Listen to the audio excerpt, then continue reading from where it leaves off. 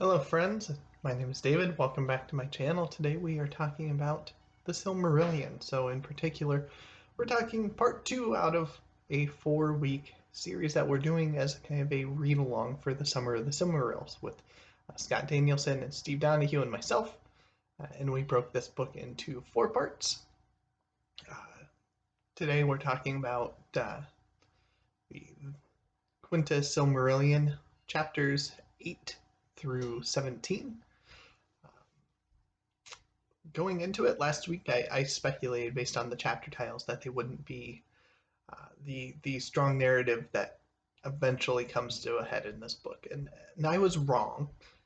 There's a lot better narrative story in here than I had remembered, which is part of the value of rereading.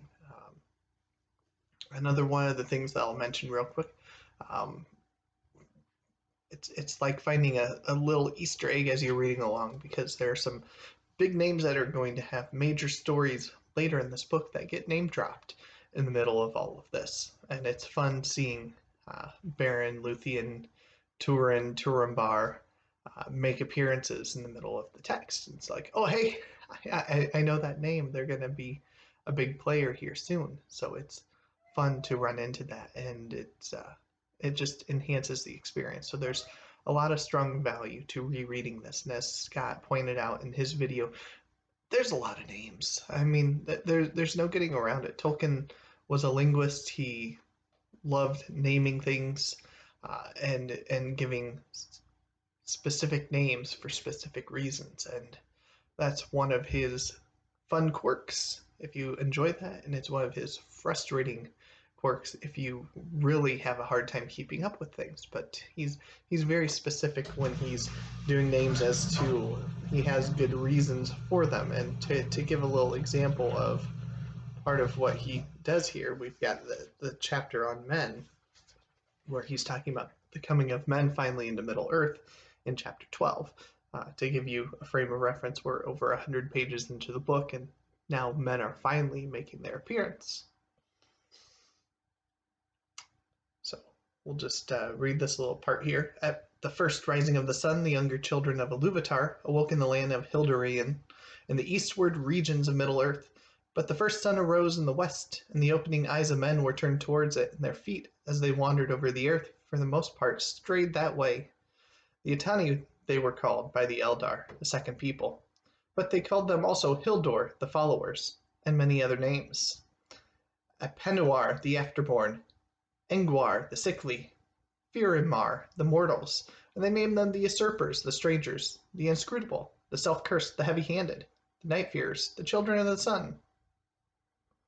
I mean, that's a load of name drops. Now, thankfully, most of the book they aren't going to randomly call them the heavy-handed or the children of the sun or anything like that. But it gives you an idea that Tolkien liked having names and liked giving specifics there. And this is kind of a deep-rooted history that the concept being that the elves are sharing this history of the beginnings of the earth and the major players and the stories that help shape all that.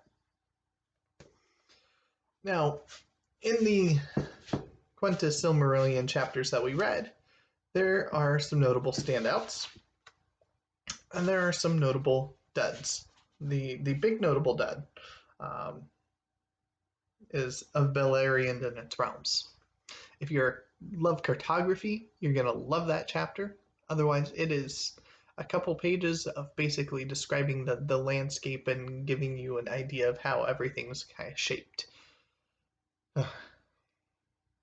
Does not make for the most gripping reading for most people, but it's really interesting that he put a lot of thought into those things.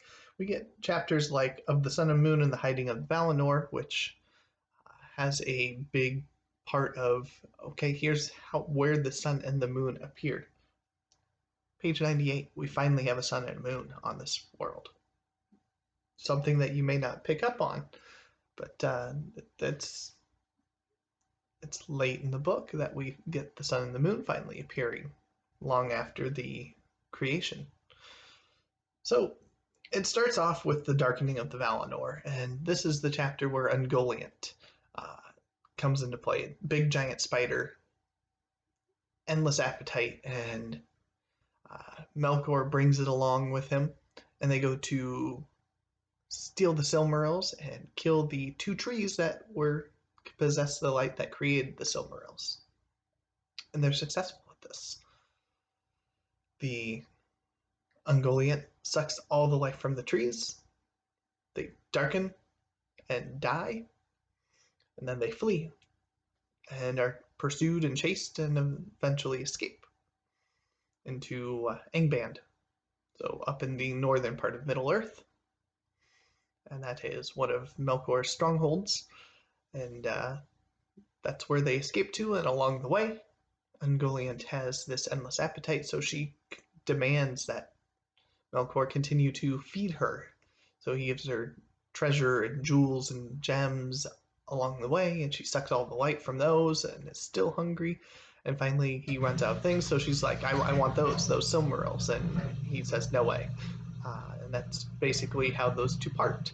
Ungoliant flees to the south and makes her own spawn, Shelob, which we find that out at one point in time, I believe I don't know if it's in this book or if it might be something that was just kind of a hinted at in the Lord of the Rings proper, but I'm almost certain that Shelob is a descendant of Ungoliant, and you could even speculate that the spiders in Mirkwood are distant descendants of Ungoliant.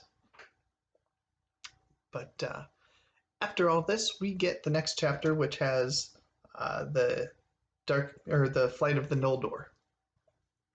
And so this is where there's demands being placed on Feanor, the creator of the Silmarils, to make more Silmarils, to do something. You captured this light, bring it back, give it back to us. And he refuses to help them. So instead, he chooses to take up the people that will go with him, and they go chase after Melkor. And so this starts a series of tragic events. So along the way, him and his people are basically the ones that go with him are told they can't ever return here. You're gonna leave this nice place where we've sheltered you, we've watched you grow, we've cultivated you, you've been under our care, under our thumb. And if you leave, you can't come back. And they leave. They meet another group of people, not a different race, but a different subset that they kind of helped do the same kind of thing. They mentored, they helped them get started, they watched it grow. And these people are sea voyagers, and they have these wonderful ships. And so Feanor says, hey, let us use your ships. We helped you, we gave you all this stuff. What's yours is ours, because without us you wouldn't have done anything. And they basically say, well, that might be true, but we learned this stuff and we made these on our own. You did nothing to help us with that, so we're going to keep these ships. You're not going to take them. And tragedy strikes, with a great massacre and burning and of stealing the ships. They sail them across to the other side of the shore, and instead of sending them back, as some of the people proposed, they burn the ships.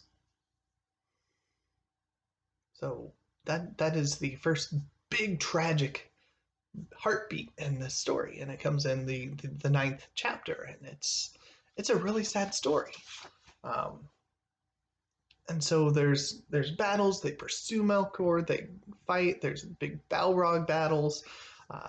Feanor dies in the middle of all of this, and his people kind of don't know what to do from there. And so a lot of them end up coming and making the trek back. So then we get the return of the Noldor after men come. We get the Sun and Moon myth, which is from each of those two trees that have died. They find one piece of light from each, and so it becomes the sun and the moon. And so that's kind of that story there.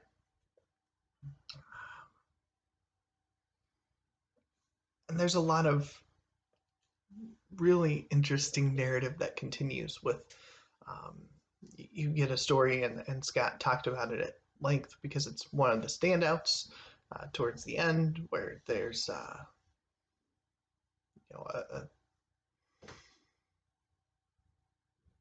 betrayal and death, a very tragic death.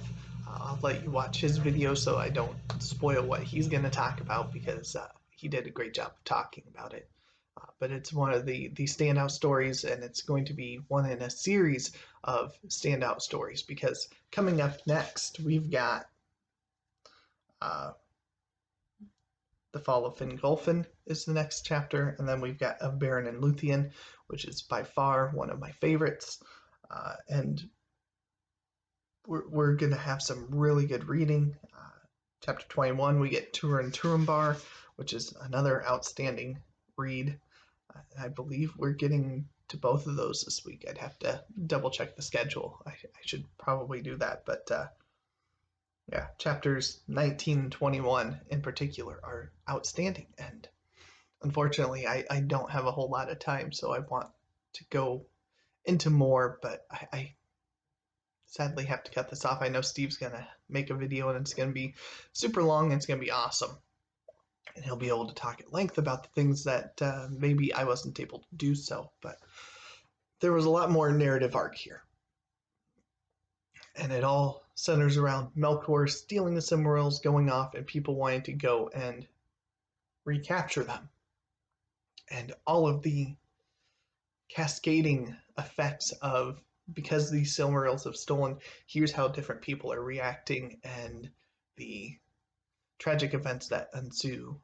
And then eventually we get to stories that are centered more around a small group of people, and that's what's going to continue from there. Is we're going to get chapters where it follows a very small subset of people and seeing their actions, reactions, and decisions, and how that unfolds. And Tolkien writes a lot of very tragic stories in this particular one, because of course you're facing Melkor, one of the ultimate sources of evil in the Middle Earth, and he's got all these big bads, and the Silmarils, much like the One Ring, kind of is a corrupting influence, not in the same sinister way that the One Ring is, but it definitely works on the hearts of people that know of it, that witness it, that are around it.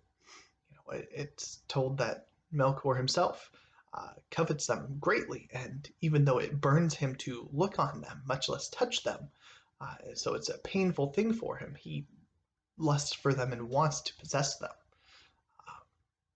So thank you for watching. Be sure to go check out Scott's video. It's fantastic. And once Steve gets his video up, I'll have that link down in the description below too. I'm having so much fun rereading this. It's been a blast. It was hard to put down once I got back into the narrative arc in there. And it's not a quick read, it's not an easy read, but it is a rewarding read. And the next set of chapters I'm super excited for. And I'll try to make up for the shortness of this one by having an even longer one up this weekend, and hopefully during the weekend, because I shouldn't have nearly as busy of a weekend outside of being able to do some reading and bookish stuff. So thank you for watching.